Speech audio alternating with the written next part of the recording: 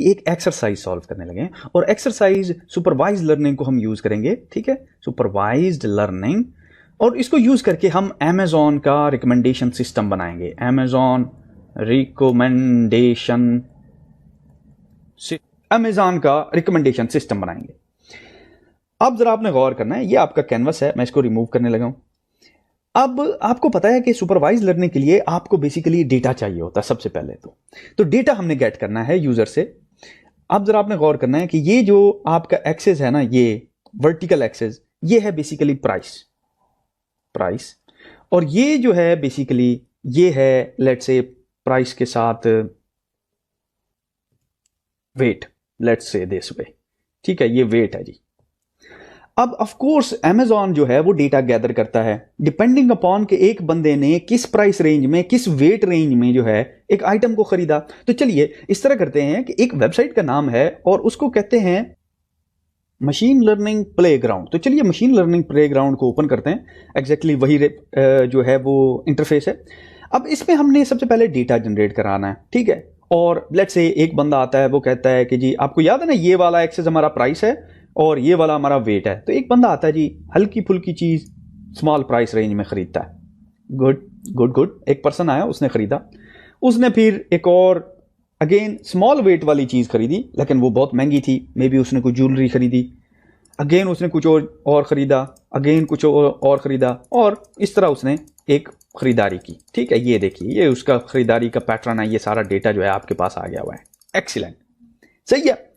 अब हमने बेसिकली, आपको पता है कि सुपरवाइज लर्निंग में क्योंकि हमने क्या करना है कि इससे हमने एक पैटर्न अखज करना है ताकि हम नेक्स्ट टाइम जब वो बंदा आए हम उसको अगली चीज रिकमेंड कर सकें। ऐसा ही है ना, हमें उसका पुराना पैटर्न पता होगा खरीदारी का, तभी तो हम उसको नेक्स्ट चीज रिकमेंड कर सकेंगे ना। तो चलिए मैं इसको करता हूं, इसको कुछ और डेटा देते हैं। मैं इस तरह करता हूं कि ये देखिए, कुछ और डेटा सेलेक्ट करते हैं और ये कुछ और डेटा पड़ा हुआ है। अब याद रहे ये डेटा जो है वेट कैटेगरी में ज्यादा है, ठीक है, और अगेन इसकी प्राइस जो है वो अबव मिडल से ज्यादा है, ठीक है। तो मैं इसको ट्रेन करता हूं।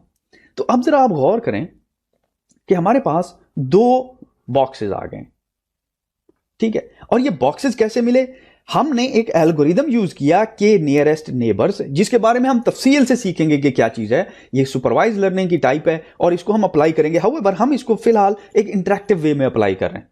तो चलिए अब इसको ओपन करते हैं और देखते हैं कि ये हमें क्या बता रहा है। अब देखिए इसने क्या किया, के नियरेस्ट नेबर ने डेटा को क्लासीफाई कर दिया। उसने कहा कि भाई बात सुनो, ये जो बंदा है ना, ये जो भी खरीदारी करता है वो बेसिकली इस बॉक्स के अंदर कर रहा है, ठीक है। यानी कि अगर आइटम का ये चार्ट है, ये है अगर इसका वेट W और ये है इसकी प्राइस, और अगर आपने इस बंदे को नेक्स्ट टाइम कोई प्रोडक्ट रिकमेंड करनी है तो मेक श्योर करना है कि उसका वेट जो है वो कम हो, ठीक है, और प्राइस रेंज कोई भी चल जाएगी, नो प्रॉब्लम, ये बंदा खरीद लेगा। लेकिन इसका वजन का मसला है, ये बंदा भारी चीजें उठा नहीं सकता, इसका ये प्रॉब्लम है। समझ रहे मेरी बात को? तो ये बेसिकली आप देखिए कि आपने एक रिकमेंडेशन सिस्टम बना लिया यूजिंग के नियरेस्ट नेबर्स, और ये अमेज़ॉन का रिकमेंडर सिस्टम है। ऑफ कोर्स अमेज़ॉन का रिकमेंडर सिस्टम में और भी फीचर है, लेकिन बेसिक जो आपको मैं एक आइडिया देना चाहता हूं वो इस तरीके से काम करता है।